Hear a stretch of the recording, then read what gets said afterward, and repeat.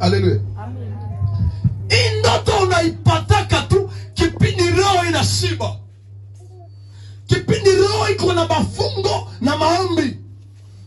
Na kazi ya hii ndoto ni prophecy ya kuonesha yatakayokuja yenye iko na iliyopita.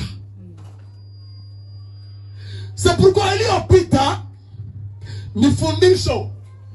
Unayoishi ni ya maana, na itakayokuja haina maana zaidi anayoishi leo, kwa sababu itakayokuja ni fumbo.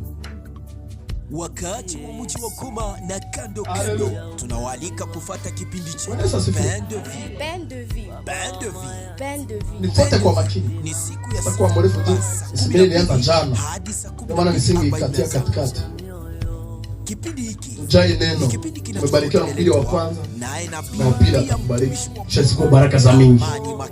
Haleluya. Kanisa la Giovanisi Bujovu.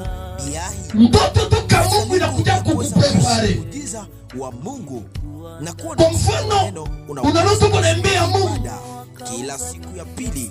Kumbe ni ukuwa imbe zamani. Pasa 3 ulikuwa na imbanjo zamani ukaacha. Yes. Ulikuwa na imbanjo zamani ukaacha. Unaanza loto kwa unafanya nini? Na siku ya Mungu ndoto inakuja kukumbusha. Mungu anakuja kukumbusha.